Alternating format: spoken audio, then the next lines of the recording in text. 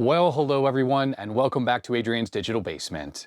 On today's video, we're going to be trying to fix this Sceptre 12-inch monochrome monitor. On the last video, which I'll link down below, I took a look at this monitor because it was a new old stock, aka brand new 12-inch monochrome monitor as an MDA standard for plugging into an IBM PC. Unfortunately, it didn't actually work. When I powered it up, I managed to get a raster, so that meant the horizontal and vertical deflection was working properly, but we actually had no video signal, even though I was pretty sure I had a valid video signal coming in from the card that I had on my bench PC. It goes without saying that this monitor, which is kind of a no-name thing, doesn't have any schematics available for it, or at least I wouldn't be able to find any with a simple Google search. So we're going to have to refer to other MDA monitor schematics for a general idea of how this monitor probably works, and then go from there using our troubleshooting techniques to try to figure out what the fault is and get this thing working properly. So without further ado, let's get right to it.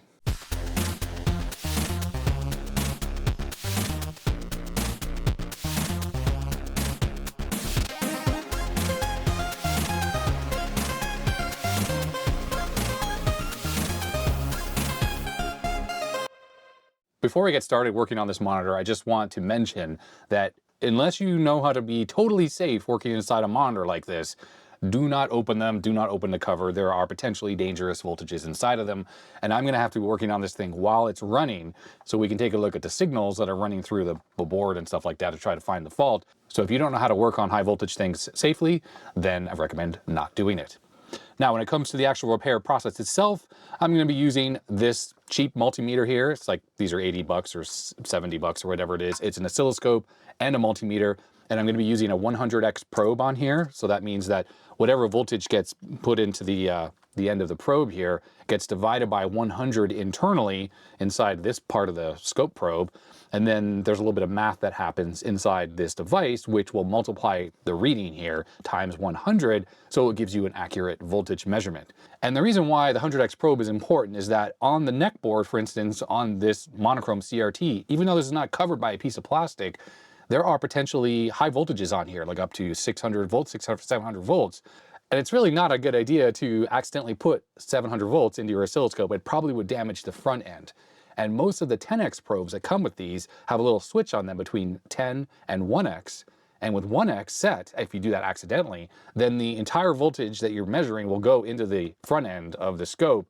And I don't know what the voltage limits are on this. It probably says it somewhere on here, but I don't immediately see it. But if we went and looked in the manual, it probably would be maybe 100 volts or something like that. Or I don't know what it would be, but probably 600-700 volts is too much for this. So just as a little extra layer of safety, I use these 100x probes, which luckily are relatively inexpensive to buy nowadays from places where you buy even this oscilloscope. But otherwise, I'm pretty confident we're gonna be able to figure out what's wrong with this monitor using just this cheap piece of test equipment here. And it goes to show you just don't need expensive stuff to pull off simple repairs like this. Now, as I mentioned in the intro, if you go back to the original video, when testing this monitor, we really just had no image on it. But when I turned up the sub-brightness control, which is one of the pots that's on the main board, I started seeing a raster, which means you started seeing the electron beam scanning the front of this particular picture tube. And getting a good raster is really essential to figuring out where the fault might lie on the set. Because when we don't have schematics, like we don't have with this monitor, we don't want to just go troubleshooting parts of the monitor that are working totally fine. We want to really just focus on the bad part. So let's start the troubleshooting process by taking a look at a block diagram of a CRT monitor, just so we can try to figure out where the fault may lie. Now, of course, this is a color monitor we're looking at here, but it doesn't really matter. Just ignore the fact that there are extra channels here. So in this block diagram, obviously what's generating the video signal is the video card itself. And besides the video signal coming out of it, we also have a horizontal and vertical sync pulse. And I determined in the first video that this monitor relies on the horizontal and vertical sync signals for the monitor to even run at all. Without the horizontal sync signal coming in from the video card, there's actually no high voltage being generated in this monitor. And that's because if we look at this block diagram here in this section here, the vertical oscillator and horizontal oscillator, on most monitors, those are free running. That means that even without an input signal in them, they default to some particular value and they will generate an output signal, vertical out and the horizontal drive here. And that will actually drive the circuitry in the monitor to create that raster and the high voltage and all that stuff. But in this particular monitor, these oscillators are fed by the sig signals coming from the video card. You can ignore this CPU thing here. That's probably for like a VGA monitor. Those feed into these oscillators and they actually keep them running. The specifics on the vertical and the horizontal on this monitor aren't particularly important though, because I was able to determine with 100% certainty that the vertical and horizontal oscillators are working correctly. And so is the high voltage that we're getting from it, because once those are running, we're able to get a raster. So what that means when we're talking about troubleshooting this monitor is we can ignore this entire lower section of the monitor here, including the flyback transformer and the focus and all of this stuff here. We can just assume is fully operational right now, and we have to just totally ignore it, because our main problem is that we don't have any kind of video displayed on the screen.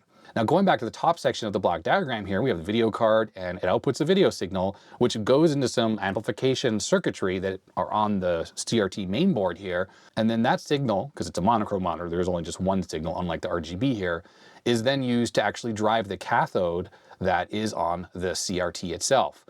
Now, when it came to adjusting the sub-brightness control and how we got the raster image, that doesn't rely on this part of the circuitry to work necessarily, because you see how brightness and screen and focus are these dotted lines here inside the CRT. Those are the grids that are inside the neck of the CRT itself. And the RGB here on this diagram is connected to the cathodes. And the cathodes are what emit the electrons that then fly towards the front of the CRT, attracted by the high voltage that's generated by the flyback transformer. When it comes to driving cathodes, the closer they are to ground, the more emissions they have. So to create like a full amber picture on this CRT, the cathode there would need to be driven to 0 volts or thereabouts. And you can see here, like the video out circuitry says 90 volts, and that's probably because this monitor, whatever this is here, drives from 90 and something close to ground, or something like that. It's really about the potential difference between the off, like the black when the cathode is not driving the electron beam, or it being turned on when it is driving it, which is the closer to ground, the better. Now, because at least in this diagram, and potentially on this monitor we're dealing with here, the screen control, which is probably what the sub-brightness control is, as you adjust that control on the main PCB, that has the effect of brightening or dimming the entire image, because the screen acts like a blocker, so to speak. So as you put a voltage onto the screen here on the CRT, the emissions coming from the cathode don't necessarily make their way to the front of the set, or, depending on how you adjust the potentiometer. So as I adjusted the screen voltage, we got to a point where we could actually see the entire raster, including when the beam was turned off, and then going back to the top right corner, or top left corner of the screen to begin the entire frame again. What I'm trying to say here, I don't think I'm explaining super clearly, is that when you have no image on the screen, we could have a problem here in this whole cathode drive circuit, right? So the video card, the amplification that happens from the video card, like in the monitor, or even the cathode drive, that's this video out circuit, there could be a problem somewhere in here. But also theoretically, you could have a problem with the screen voltage as well, because if that is too far out of whack, and I couldn't tell you if it's too high or too low, which would cause a problem, then you could also end up with no image at all. But I think the screen voltage is working fine, because as I turn that potentiometer, we start to see the raster, and I turn it down and it goes away, so we have control over this voltage. And when I was measuring with this, I saw like 600 volts. It's also possible that the brightness control on this monitor is controlling a grid voltage as well. And so this first one would be like G1, G2, G3 for focus, or sometimes G4, like grid 4.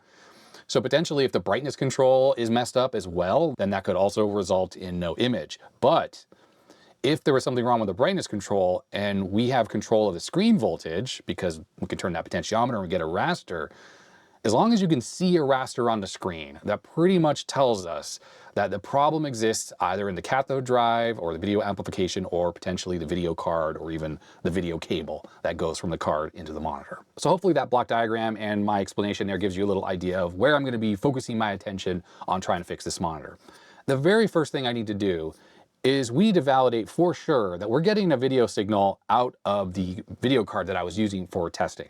And obviously one way I could do that is just go find another MDA monitor and plug it into this card, but that's not always possible if you don't have a bunch of monitors. And if you have something like this, well, we could just look at the video signal coming out of the appropriate pin on the card. So let's do that first. All right, so oscilloscope mode is up. We're at 2 volts per division, and there is our trace.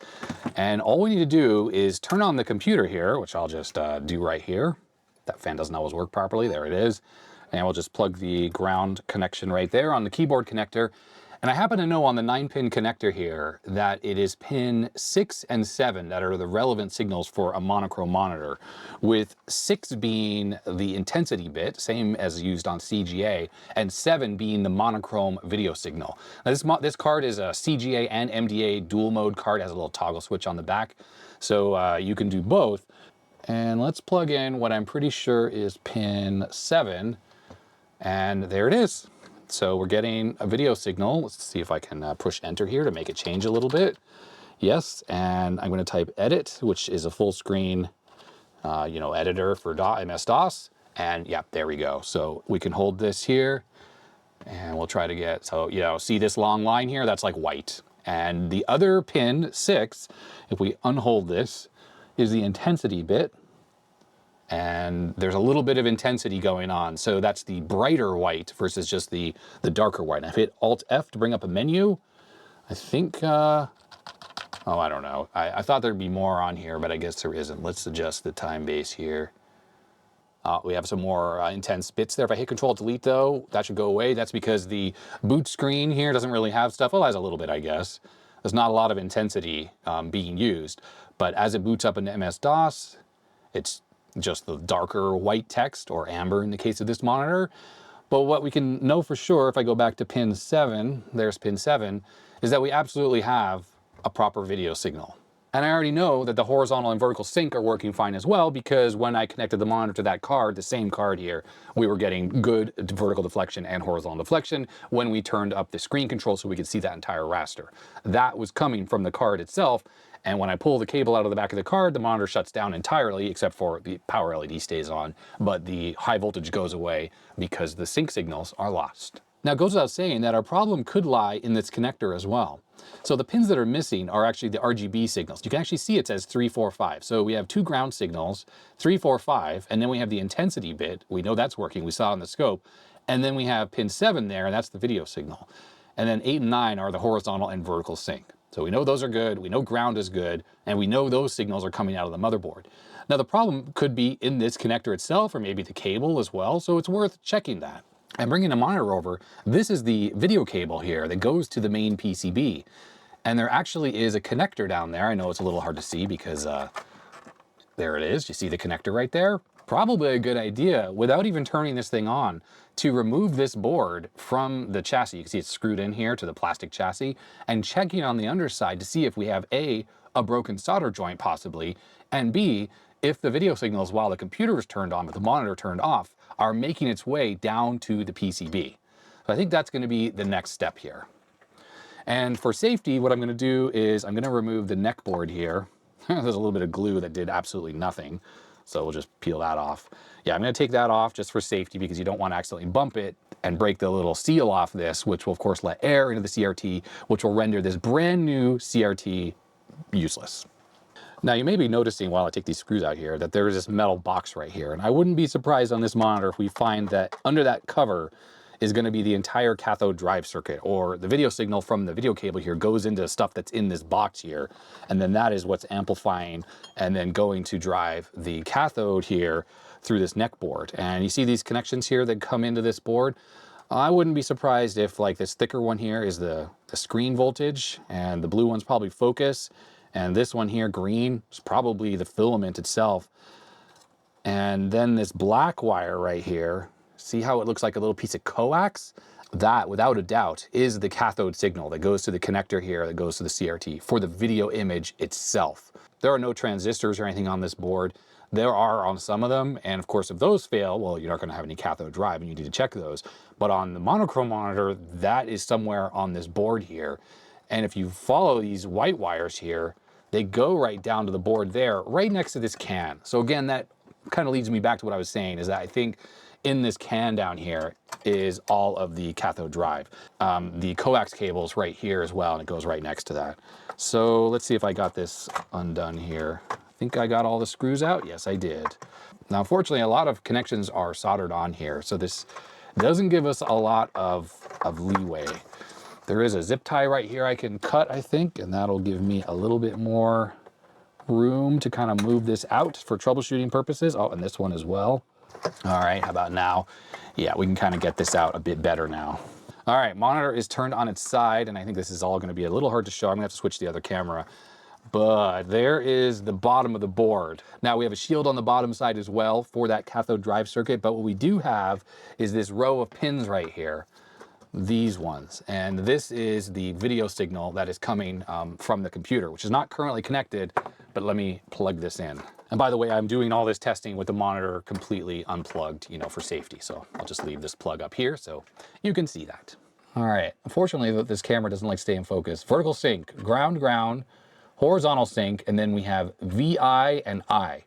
Well, that's probably intensity, that bit there. And this one, VI, is gonna be the video input itself.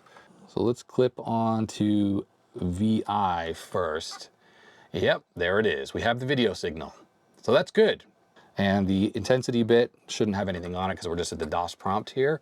But if I go and run edit, maybe stuff shows up. Oh, there we go. Yep. Okay, so we're getting intensity stuff now. And video signal, yep, more busy because the edit text editor has more stuff on it. Okay, so good. We've ruled out now that the video cable is the problem. It could be potentially possible that those solder joints are bad. I would need to use my little loop here just to double check. It would be impossible to tell with this camera. So let me just give a quick little inspection to see if those are cracked. Using a flashlight and the loop, I can see that those connections have no cracks in them. They look absolutely perfect.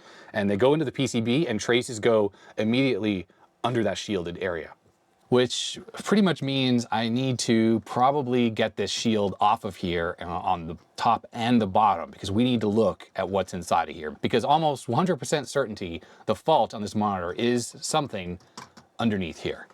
All right, I got this off. On the top side, this is just like a push cover.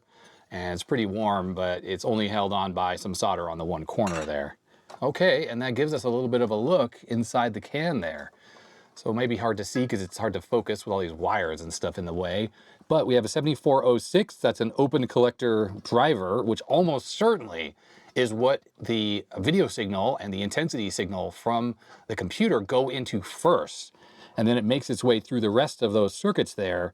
And I wouldn't be surprised if like this large transistor right here is actually the cathode drive. Sorry, this metal can right here is the cathode drive that is going actually to the CRT itself. So without having any schematics for this monitor, I think the next best thing we need to do is take a look at schematics for another MDA monitor. And the IBM 5151, which was the original IBM MDA monitor, is probably a good place to look.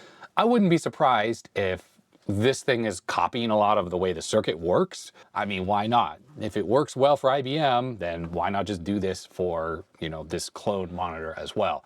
P3 is the connector that goes to the video card. And we can see here pin 7, that's the intensity bit. Pin 6 is the video signal, the ones we already checked to make sure that they're working. And that means that this whole circuit along the top edge here is the cathode drive. So it comes in here, goes to a 7406, which is just like what we saw in this monitor when I lifted the cover. There is a transistor right on the front end here that's very specifically for the intensity bit, but at least in the design here for the IBM, the video signal on pin 6 here does not go through a transistor, it goes right into the 7406. And then out of that, there are two outputs here. Pin 4, can I zoom in a little more? Oh, come on, Firefox. There we go, pin 4. That is the intensity bit output. And you can see there's a contrast control right there. And that's so you can adjust the intensity value. And then that is mixed here back into the video signal. So that's pin 8 that's coming out of the 7406. And it makes its way through a couple transistors there. And that's really it. It goes right here to the cathode. This little hook shape is the symbol for the cathode. And you can see these things here are the different grid connections. And you see this one here. How many volts does that say? 770 volts or something. That's going to be the screen control that I talked about. Focus. This is focus here at pin 7. But this one here is G2, which is definitely the grid, or the screen, 546 volts. I guess it's not adjustable on this monitor. There's the focus control there, which goes into the pin 7. So pin 6, pin 5 is going to be brightness, and there's the brightness control. and I guess sub brightness. Okay, so that means that the sub brightness control is not controlling the grid, or I'm sorry, the screen voltage at all, and that's just a fixed value on this monitor. On a lot of color CRTs, there is a control for the screen control. It's usually on the flyback transformer itself, because that voltage is far higher than the 546 volts or whatever it actually is on this monitor. I'm pretty sure that however the brightness control works on this monitor is probably very similar to the way it does on the 5151, and this part of the circuit is fine. Again, our issue is with the cathode drive, which is this whole circuit right here. So realistically, we know the signal coming from the computer is fine. And what we need to do is take a look at the 7406 and see if we see the signal coming into it and also coming out of it. Because obviously if this video buffer IC has failed for some reason, then we're not going to get any kind of video signal. And then we just have to keep looking along the chain to see where the signal goes away. Now another approach would be to actually look at the cathode drive itself with the oscilloscope, because we have the 100x probe. Look here at pin 2 on the CRT and see if there's a signal, which I'm sure there's not going to be, and then start going backwards from there to see where the signal appears. Now, if it's over here, then, you know, maybe the transistors are bad, or we have an open resistor. I mean, there could be all sorts of potential issues here. But when it comes to semiconductors, well, we have the IC itself, 7406. We have these 2 transistors. I think there are 2 on here. We saw 2 on there, although this whole circuit actually has 3 on the IBM. That's because it uses one here for the intensity bit. Well, I didn't really look that carefully, but I think I only saw 2 on this monitor. So the IC plus 2. And we also have potential for things like shorted diodes. Anytime you have diodes, they can go short. And for instance, this here, which I guess is 6.8 volt Zener, you know, if it were shorted, then, you know, who knows what that would do to the drive circuit. And that's where you do have to look into these. And before we even turn a monitor on, you can validate that these are not shorted by just checking them with your diode test on your multimeter. And if you find any that are shorted, then you know there's an issue. You can also go ahead and check the resistors, because generally, unless they're paralleled up with coils and inductors or transformers, you can check these in circuits. So 47 ohms here, if it's open, you know, then you know you have a problem. 22 ohms, same thing. This is a voltage divider here going down to ground. Generally, I think if this resistor were bad, it would still have a video picture, it would just be too bright. But again, I'm looking at the 5151 schematics, and we're just going to go off the assumption that it's very similar. Even if there's no video signal coming through pin 8 here, right? So that's the primary video signal. If the intensity bit is set, this gets mixed in based on how you have the contrast knob set to the video signal. So theoretically, if the IC were bad here, for instance, and we were getting nothing out of pin 8, but pin 4 was working, then we would theoretically see some video on screen with the intensity bit on. So if we ran edit, for instance, maybe that's worth doing, and that would actually kind of help us eliminate things. Because if we had an issue with these transistors, this whole drive circuit here, then nothing would come through either of these. If the intensity bit were working, but pin 8 video signal weren't, we still wouldn't see anything. We'd see nothing if these transistors or some of these resistors were bad here. But if the problem were with, say, pin 6 video signal coming through here, is it really pin 6? Pin 6. Oh, pin 6 is intensity. Pin 7 is the video signal. My mistake. Yeah, I think that's how I tested it when I plugged into the back of the connector. But that means that there is a transistor right here, at least on the IBM 5150. So even though I said we could test this from the backside forward, so we could start from the cathode drive and go this direction, I think it's worth checking this side. A little bit of static charge going into the connector, for instance, the 9-pin connector here. Sorry, you can't see it, but there it is. A little static charge going into here. It could have damaged this transistor, whatever this is here, this video amp. So I guess I need to figure out first on the monitor is, does the video signal coming from the computer go into a resistor with a bypass cap and then into a transistor just like this? And if it does, it's worth taking a look to see if we have a video signal coming out of it. Because seriously, just going into pin 9 here on the 7406, we should have the video signal visible, and it's pretty easy for us to just power on the monitor and take a look at what we see on this pin 9 here. And if we don't see a video signal there, well, then we know the problem lies right here ahead of that chip. All right, so one of the problems with this monitor, which is kind of annoying, is that a lot of the connections are soldered. Now, obviously, I could disconnect the high voltage anode, maybe unhook this the neck board here. But many of the other connections, well, a few of them have connectors, but many don't, which just makes it really difficult to work on. So I think what I'm gonna do is I'm gonna use my phone to take a picture of the underside of the board here so I can more easily see how the video signal makes its way from the connector here over to the 7406. Because on the schematics we were just looking at on the computer, it goes through a transistor. But I took a look and I don't really see a transistor on the top, an extra transistor that would be necessary for that to work. All right, that helped me see things a lot better. So VI, remember, is the video signal, I is the intensity. And VI, if we kind of follow the trace over here, makes its way there. There's a resistor 402, which goes to ground, because that's where that can connects. So that's some kind of resistor to ground. So that's not really important. But it seems to split off and go to a bunch of different connections on the 7406, including this pin here, 8, 9. So that's pin 9. It also goes to 11, and it's also going here to pin 5. So I don't know why it's going to so many of the different inputs on this, when on the IBM monitor that is not the case. Now we take a look at the pinout for this IC. Pin 5 here is one of the buffers, so that's normal. We are also seeing it on pin 9, which is the same as on the IBM, and that is normal. And we are seeing it on pin 11 as well, which is also one of these buffers. So the outputs of all of these are 8, 10, and 6. So it just seems to be tripling them up. Why? I don't know. More drive strength, I guess. But what we know for sure is that right here on R407, this is the output of the IC for the video signal. So we can either go on this pin right here, which is pin 6, or we can go and look there at R407. And what we know for sure is that the other side of this R407 is also important, because that's how the video signal makes its way to the rest of the circuit. I didn't take a picture wide enough to see where that goes. So we need to look at what R407 is. We should be seeing a video signal on both sides of that. Now, if we go back over here and we look at the intensity bit, that also makes its way to a resistor that goes to ground. So we can kind of ignore that.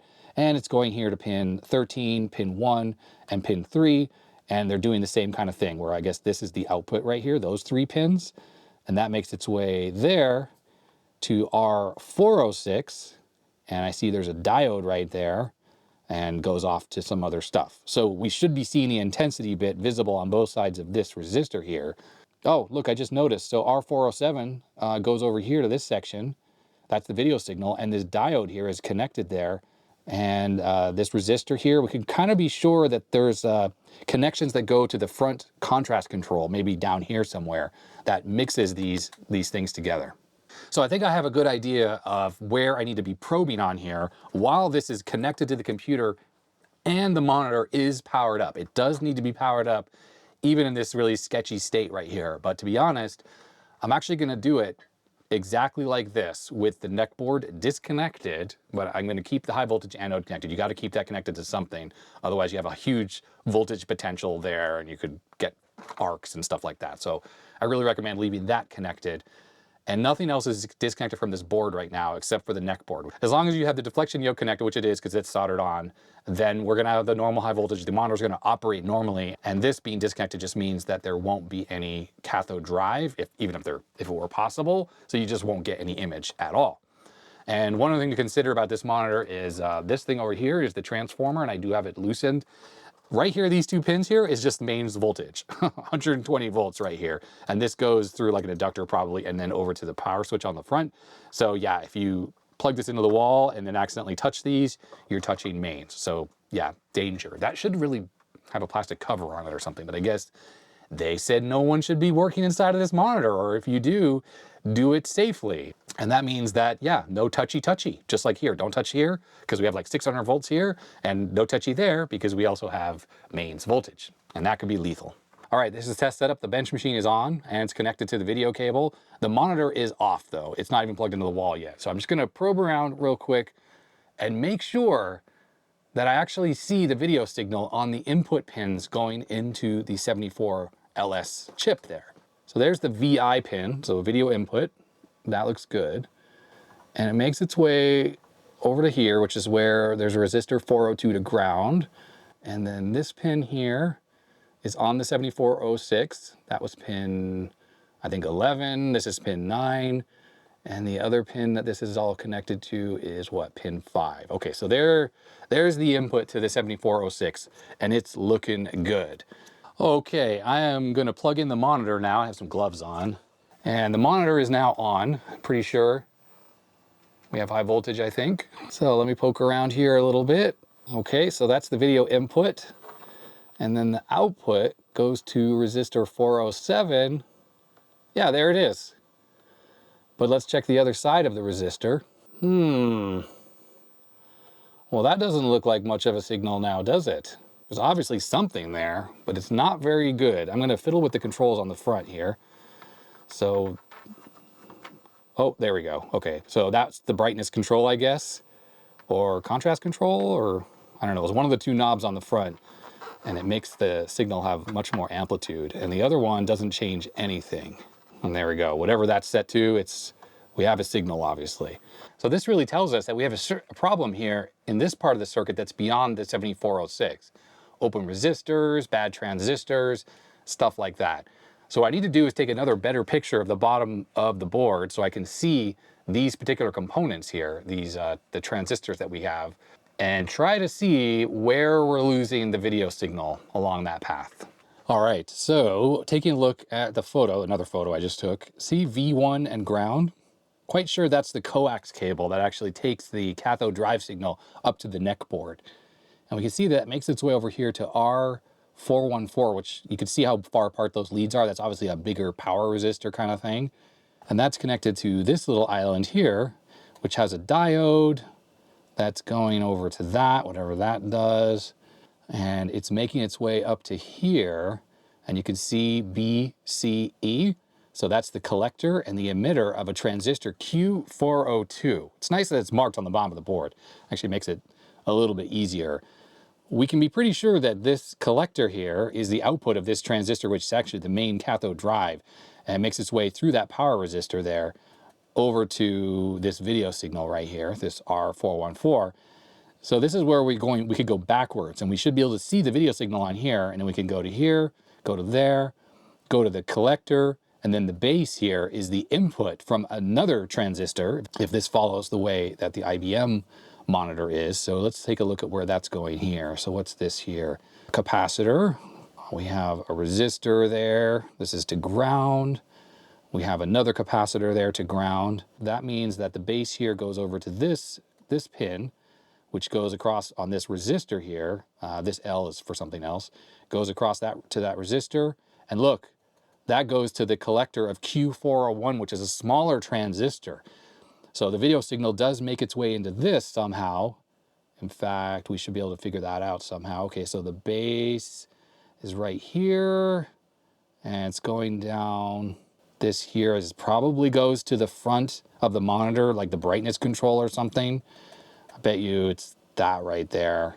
Somehow the video signal is getting to that. And I see it goes down to like this connector down here, which probably goes to the front panel, one of the knobs or something on there. But we should be able to see on the base of Q401 the video signal. And then it comes out of this, we've determined it comes out of this here, and then it makes its way over to this other transistor, which is this one here, Q402, and then that creates the cathode drive. So this is very similar, again, to the way the IBM circuit looks. So I think the first thing I need to do is we need to take a look at the base here on Q401 and see what we see there. I'm gonna start with the base on Q402. I mean, we're getting something. There's just not much of a video signal there. It's just doing nothing. And then let's look at what's going out. That's the collector here. We'll have to make an adjustment here. I'm gonna go to 100 volts per division. Okay, so there's like nothing. So that's why we don't see a video signal, because there's just nothing happening here. We should totally be seeing it going up and down based on the video signal. So the fact that the base also doesn't really have anything going into it, I mean, it's lower voltage. So we need to switch this to, like 2 volts per division. There's like nothing happening there. So I don't think that transistor is the problem. Unfortunately, I'm misunderstanding the way this circuit works. Please bear with me while I stumble around trying to figure this out, because I will figure it out in a moment. I think the problem exists further upstream. So this is on the side of 411 that is going to the collector of Q401, and we're getting nothing there. And remember, it seemed like it was the emitter that it was the video input. I'm not really seeing anything on there either.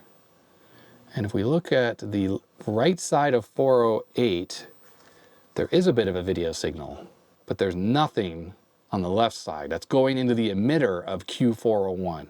And I mean, you see there's a video signal there for sure. It's just lower voltage.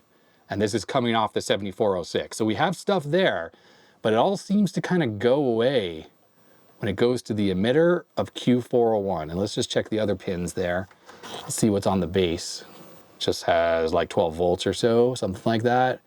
And the collector obviously has nothing on it. So that kind of has me thinking that it's Q401 that has failed on here. That's that small transistor. So I think the thing to do, I just pulled the power cord out of the wall, is I'm just gonna desolder that transistor, Q401, and we'll put that in the transistor tester and we'll see if that looks like it's working properly. As if you could see what I'm doing with these wires in the way. This monitor does not make it easy to work on, not with the camera at least. But there is the potentially bad component. Of course, what we can start with is we can pop it into the little component tester here and see what this says. Aha, so that shows it good. So I don't think that this is necessarily the bad part. And there's some pins down here that seem to be part of this whole circuit. And I'm looking, yeah, this goes to some cables over here. You can't really see it, but it goes to like the front potentiometers. Brightness or contrast, one of those two, yep. There we go, the hemostats make it easy to reinstall components as well, especially in tight quarters like that. You know, what if the whole problem here is the control on the front of the monitor? It's probably, I should have checked that as well, just to make sure that, I don't know, whatever is going through that potentiometer on the front for the brightness, I guess, is working. Okay, the transistor's back in. What I'm gonna do is the monitor's off. I'm just gonna check these pins going to the front potentiometer there. I need to see if it's working. When I turn that potentiometer, it is the one closest to the power switch. There's a wire. So let's check between the middle pin, the outside pin. It's changing 1K. And between these two pins, we're getting 1 ohm. Okay, so I'm gonna turn this control. Let's see, it's all the way to one side. I'm gonna turn it to the middle. And let's check that one that was 1 ohm, the two pins that were 1 ohm. Yeah, we had like 200 ohms. I really wish I could show this a little bit better. This is just one of the problems with working on stuff like this. These cheap monitors is like, there aren't connections to disconnect here. This stuff is all just all connected together. Now what there is here is, I think the potentiometer, yeah, it has a connector, so I can unplug it. So let's just check what we see now with those 3 pins. Okay, we're getting 2 megohm from the middle pin to the one on the right. But from the middle pin to the one on the left, we're still getting like 1K. So there must be a resistor or something. I really wish I had the schematic to look at here. Looks like one side of that potentiometer goes through a 460 ohm resistor to ground. That's the rightmost pin. That's what you see there, 460. And the left side, it looks like it makes its way probably down to B+ or something like that. It's kind of all over the place. The monitor's off right now, obviously. And my assumption is if I test those test points with the thing plugged in, it's down here, there's a couple test points. I assume we would see some kind of voltage on here. And if you imagine the 3 pins of a potentiometer, one side's hooked up to ground, one side's hooked up to what looks like B+. They go through resistors to do that. And the middle pin is what moves, is the wiper, right? As you would turn the potentiometer, that's the pin that goes to that transistor. So my assumption is, if we power this thing up, the transistor is back in, I plug the potentiometer in, as I turn that pot on the front, that voltage that's going into one of the pins on the transistor is gonna move between ground and whatever the B+ voltage is on the monitor. Okay, I think it's time to turn the monitor back on. And I want to validate, oh, I need to plug that potentiometer back in. So I got to plug this pot back into the connector. I want to validate that we're seeing that voltage change on the base of Q401 while I fiddle with that potentiometer on the front of the monitor. And I'm going to set this to DC volts here.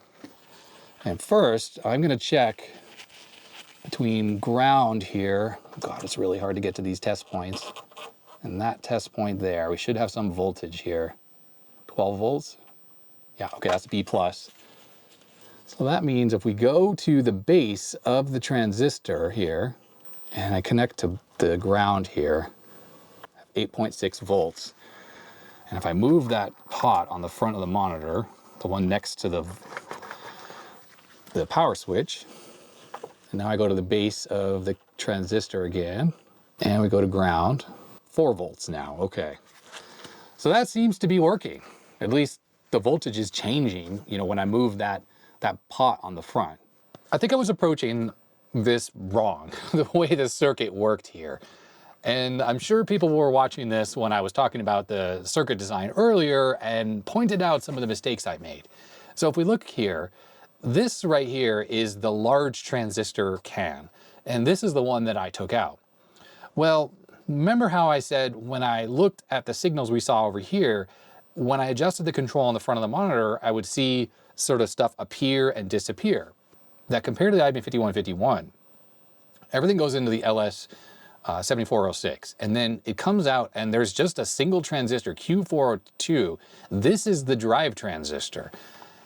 And we know this because we can see here that the emitter connection here goes through resistor 407 right here to these 3 pins, which are the video signal. So they make their way right through this resistor, right into this Q402, and then out of Q402, the collector here, makes its way down here through a resistor 414 right to the cathode drive, or to the cathode going to the CRT. So that one transistor here is responsible for driving the cathode. Now Q401, I can tell here, has to do with the intensity bit. And what happens with this one is in conjunction with this potentiometer down here, this is the contrast control. These, you can see these 3 here, they make their way up here to the intensity bit. Well, these are the output pins from the 7406, right? They make their way down here to this resistor 406, and there's a diode here, and that makes its way through R406, and it goes right here to the emitter of that little transistor.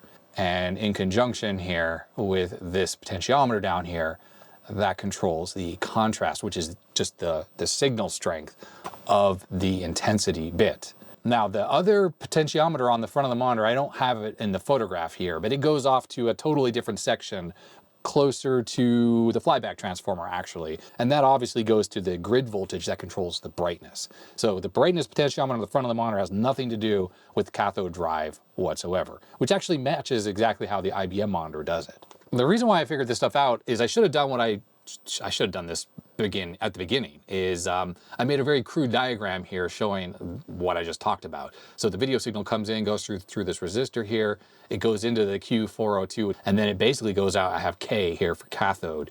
It goes out through this resistor R414 to the cathode. So the base of this transistor has some stuff that goes to ground here, and then it also makes its way over here to that other transistor, which is that intensity stuff. So the problem, I think, lies either with this transistor here, Q402, or the base is not being driven correctly. Like there's some kind of issue with the voltage here that is not allowing the signal to be amplified, basically. And I think I have the little arrow incorrectly drawn here, but ignore that. Yeah, I'm a novice when it comes to these types of things, this analog wizardry that's going on with these monitors. I think if we take a look with the scope and we look at the emitter, we're going to see a video signal. And we look at the collector, which is going to the cathode, we're not going to see anything. And that's why we have no image at all displayed on the front of the CRT. And if this is not a bad transistor, then there's something wrong with the base drive here that allows it to conduct the signal here. And incidentally, I'm leaving out some components. I think there's more components on this side over here. So the problem definitely lies either with this transistor itself or potentially with the base drive here. There's something going on here that's the matter. So I think what I need to do here is we'll get the scope out and let's take a look at what we see on the transistor. Unfortunately, my other camera ran out of battery, so I'm just going to do it with the top-down camera here. You can't see what I'm doing here, but can't see what I'm doing anyways with the other camera. So I'm just going to kind of talk about what I'm doing, and hopefully I'll have a little overlay with that photograph, and I'll show you what I am probing. All right, so on the cathode drive transistor, this is the emitter. That is the video signal. So that's right here, E, the E pin there I fell off. That has a video signal. That's good. Now let's look at the base. Now the base doesn't really have anything on it, but I'm gonna move the contrast control on the front and nothing is changing. But what I need to do is I need to see if I'm running edit on the computer here. So let's run edit, which should bring up some stuff that has contrast or whatever, or intense bits. Okay, how about now when I move the control on the front?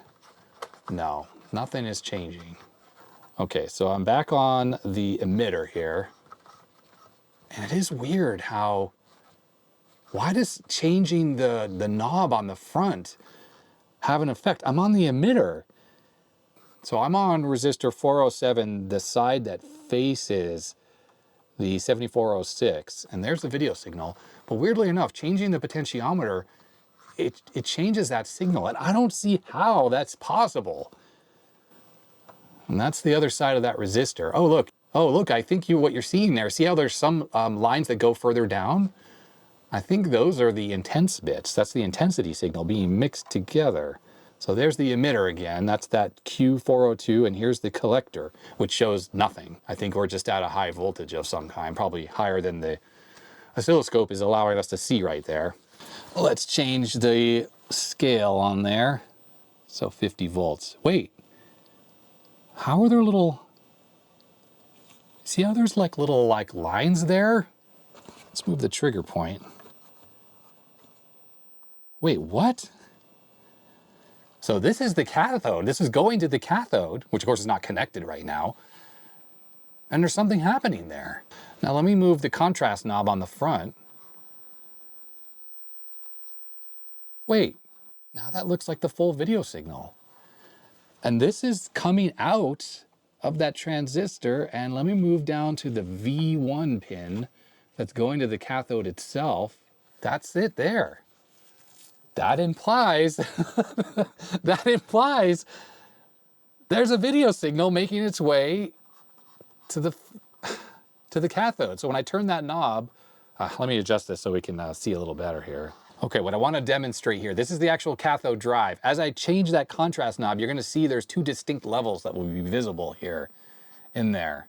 See there? So I think what's happening there is we have the intense parts of the video signal, that's the lower part, because remember, the closer to ground it is, the more intense it is, right? The brighter it is on the CRT.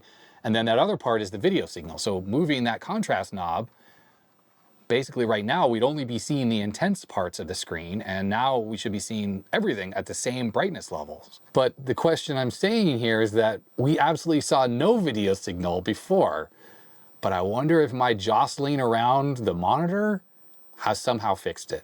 Because I would think that this now shows the monitor is working. And I think the only way to know for sure is to plug this neck board back in here, and we need to turn the monitor around and see if it's actually working here. So the monitor's off right now, by the way. All right, let's turn this around here. Turn this back on. So yeah, that is the contrast knob. The one closest to the power switch is contrast, and brightness is this one. You gotta be freaking kidding me. What?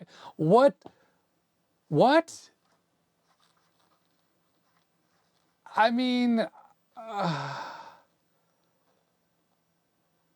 wow. Well, there you go. That's a boring repair where the monitor just sort of fixed itself. We're testing with exactly the same video card that we had before, so I know it's not that. In that last test, I didn't show it, but in part one, I plugged this video card in MDA mode into my RGB HDMI just to make sure it was running, you know, at the correct resolution and everything, and it was. I just do not get it. And the thing here's the thing. We were getting a raster just like this before.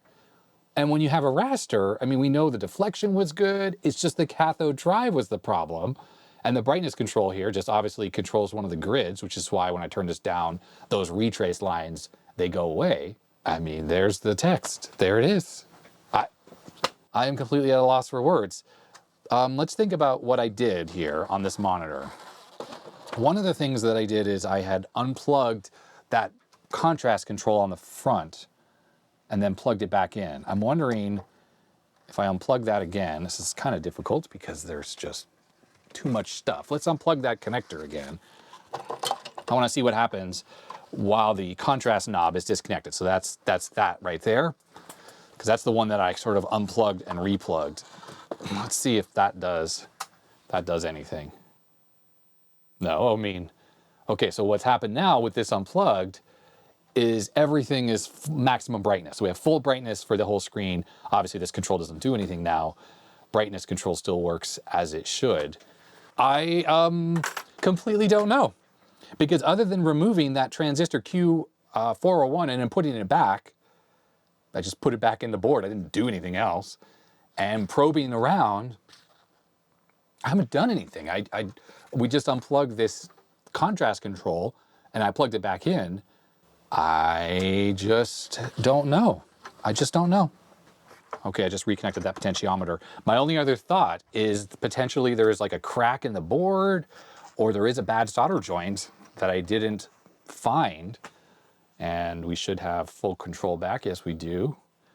So maybe what I should do is take my plastic tool here and just sort of poke around a little bit, see if we lose the video signal. So I'm just poking on the components in the cathode drive circuit here, looking for the picture disappearing. And I mean, nothing is really happening. It's totally fine. Let's check out these various controls we have here. So size control, these are what's sticky through the back. Vertical hold.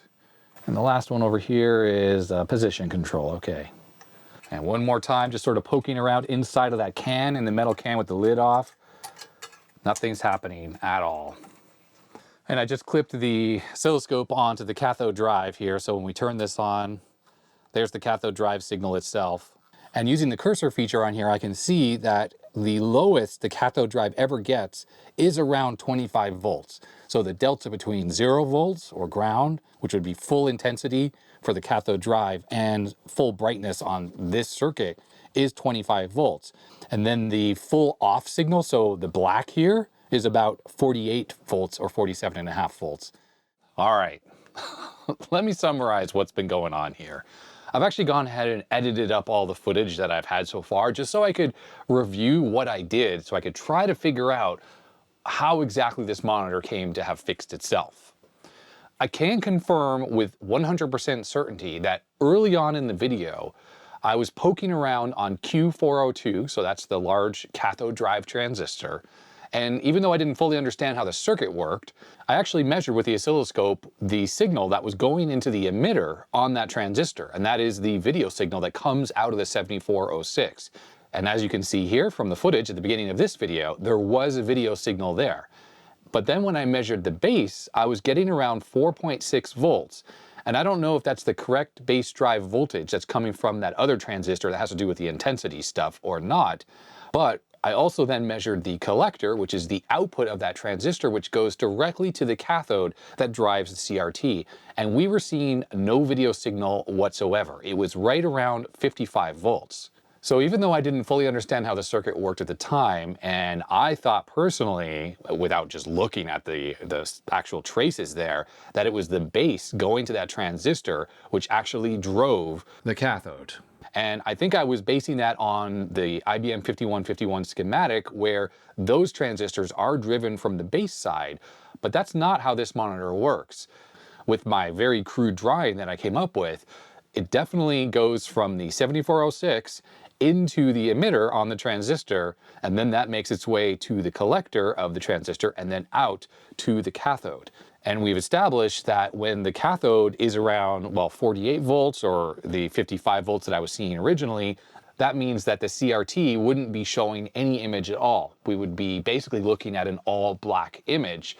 Of course, if I turned up the brightness control, which adjusts one of the grids, then we'll actually see the retrace lines, which we were, but we were seeing no video information, and we should have. Now, when we think about what I've actually done to the monitor here in the process of my repair, all I really did was remove Q401. That's that little transistor that has something to do with the intensity signal.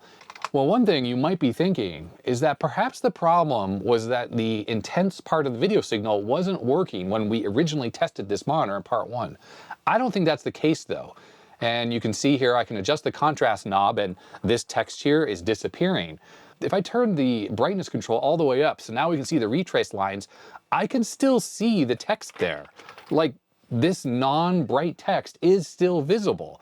And that's just due to the way the threshold levels are set using all those resistors. So in part 1, if the problem was strictly to do with the intensity thing and the contrast knob, which I know I did adjust, I would have still seen the text like I'm seeing here on the screen right now, but we weren't. We saw nothing but retrace lines. So the only thing I could think happened here is that the base drive voltage on Q402, that's the cathode drive transistor, was somehow set incorrectly that wasn't allowing the signal to make its way to the collector, which then goes to the cathode. And in that original footage, like I mentioned a moment ago, it was 4.6 volts.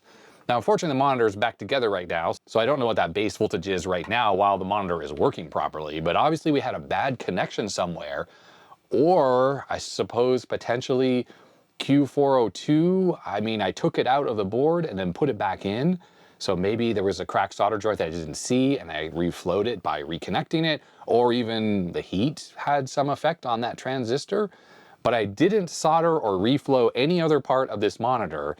And I mean, it's working now. Oh, one other side note, I was talking to my friend Frank and he thought, oh, well, maybe I had a bad connection on the neck board to the actual cathode pin on the CRT.